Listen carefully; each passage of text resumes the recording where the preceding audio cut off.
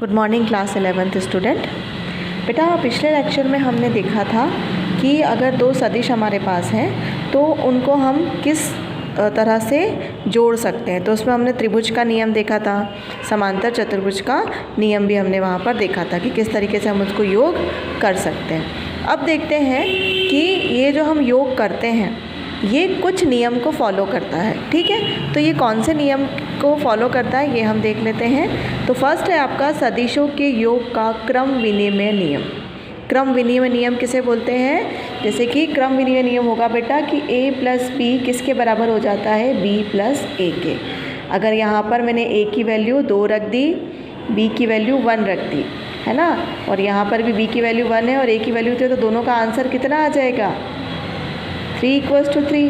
तो चाहे a plus B करें या b प्लस a करें तो वैल्यू क्या मिलनी चाहिए? हमें सेम मिलनी चाहिए। तो उसे हम क्या बोलेंगे? क्रम विनिमय नियम। अब देखते हैं कि वेक्टर का जो एडिशन है, वेक्टर का जो योग है, सदिशों का जो योग है, वो किस तरीके से इस नियम का पालन करता है। तो देखिए सबसे पहले तो हमने क्या कर दिया है बेटा, एक समांतर चतुर्भुज बना लिया है, ठीक है। को नाम दे दिया है OABC, ठीक है। O से A की तरफ जो सदिश जा रहा है उसको हमने नाम दे दिया है A सदिश, और A से B की तरफ जो सदिश जा रहा है उसको हमने नाम दे दिया है B सदिश, और ये हमने निकाला है दोनों का रिजल्टेंट, ठीक है। देखिए माना OA तथा AB से निरूपित क्रमशः A तथा B दो सदिश हैं, A तथा B दो सदिश है जो कि किससे निरूपित है? OA और AB से। अब अगर हमें बोला जाए कि आपको इस OB की वैल्यू निकालनी है तो इस OB का मान हम कैसे निकालेंगे? OB का मान निकालेंगे हम इस OA को और इन दोनों को जोड़ के। OA और AB को अगर हम जोड़ देते हैं तो OB का मान यहाँ पर निकल कर आ जाएगा। तो OB का मान हमने निकाल लिया A प्लस B, इसको हमने दे दिया समीकरण नंबर 1।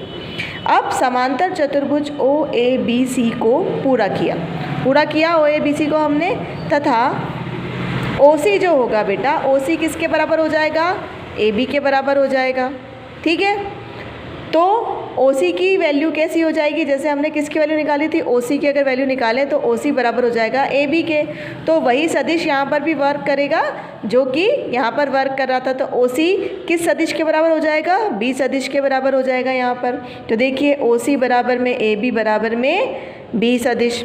उसी तरह का देखा जाए CB की बात की जाए, देखिए CB की अगर बात किया तो CB किसके बराबर है? CB OA के बराबर है। तो CB बराबर OA बराबर A, ठीक है।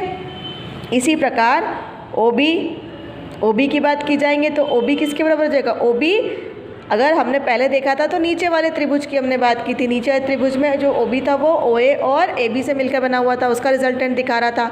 अब ये OB इन दोनों का भी दिखाएगा तो OB किसके बराबर हो जाएगा? OC प्लस CB के बराबर हो जाएगा। तो हमने इसको लिख दिया OC धन CB। OC की वैल्यू कितनी रखी हमने? B। CB की वैल्यू कितनी रखी? A। ये हो गया इस समीकरण नंबर 2। अब समीकरण 1 और समीकरण 2 से हमने देखा है कि A प्लस B और equals to B plus A। तो ये हो गया हमारा सिद्ध। ये सिद्ध करने को आता है बेटा, एग्ज़ाम पॉइंट ऑफ व्यू से इम्पॉर्टेंट है कि सिद्ध कीजिए कि वेक्टर का योग, सदिशों का योग सिद्ध कीजिए कि सदिशों का योग क्रम विनिमय नियम का पालन करता है। तो जब ये क्वेश्चन आता है तो आपको ये जो आपने किया है ये पूरा डेरिवेशन आपको वहाँ पर करना रहेगा बेटा।